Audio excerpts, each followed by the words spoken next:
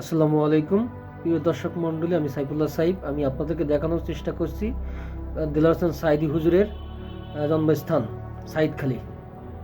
আমি তার বাসাতে নিয়ে যাওয়ার চেষ্টা করছি আপনাদেরকে। আসসালামু আলাইকুম রহমতুল্লাহ। প্রিয় দর্শক মণ্ডলী, আমি এই মুহূর্তে অবস্থান করছি বাংলাদেশের স্বনামধন্য আন্তর্জাতিক খ্যাতিসম্পন্ন মুফাসসির কোরআন ইসলামিক স্কলার শহীদ আল্লামা দেলোয়ার হোসেন সাইদির জন্মস্থান, পৈতৃক নিবাস এবং তার বেড়ে ওঠা সেই গ্রামের বাড়িতে। জায়গাটা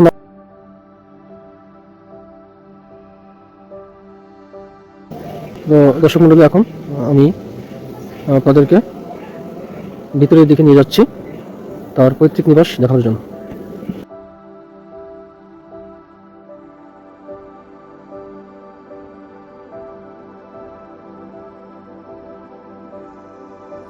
এটা হচ্ছে শহীদ আল্লামা দেলোয়ার হোসেন সাইদির পৈতৃক নিবাস। তিনি এখানেই জন্মগ্রহণ করেছিলেন এবং এখানেই তার শৈশব কৈশোর, তার বেড়ে ওঠা এই সেই বাড়ি।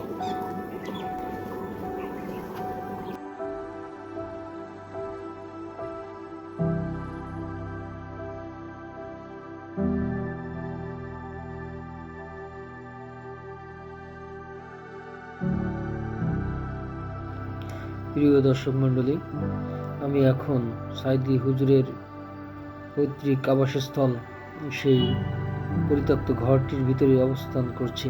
আমি আপনাদেরকে তার ঘরটির সামনের বারান্দা দেখাচ্ছি।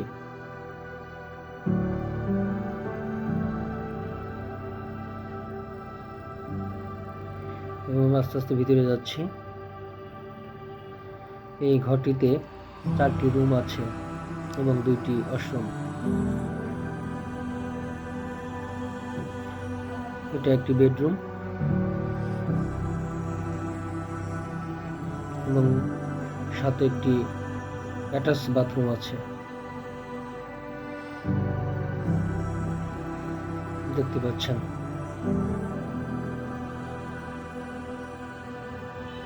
বাড়িটিকে পরিত্যক্ত ঘোষণা করা হয়েছে, এখানে আর কেউ থাকেন না।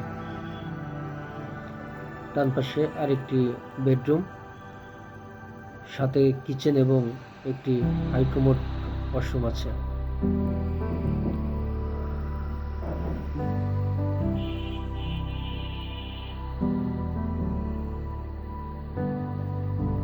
এটা কিচেন।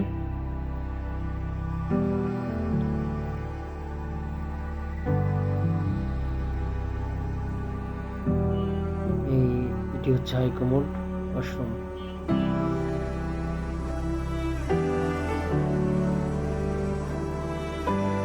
আমি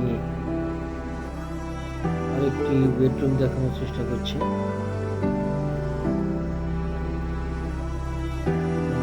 ডানে এটি একটি বেডরুম।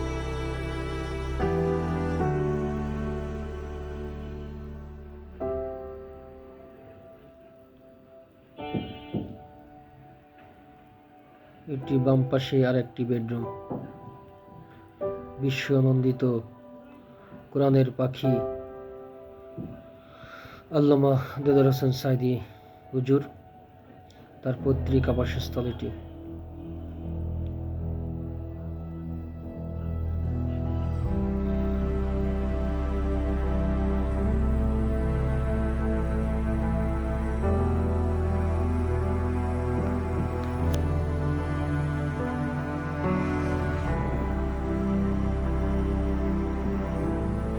প্রিয় দর্শক মণ্ডলী, মোটামুটিভাবে আমি আপনাদেরকে দেখানোর চেষ্টা করেছি ঘুরে ঘুরে।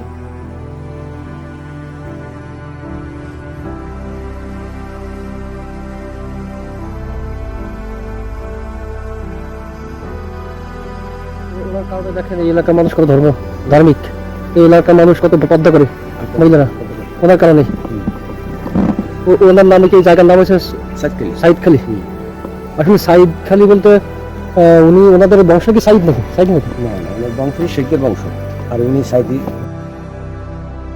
দর্শক মণ্ডলী, আমি কথা বলছিলাম এক মুরব্বীর সাথে, যিনি উনি সম্পর্কে চাচাতো ভাই হন।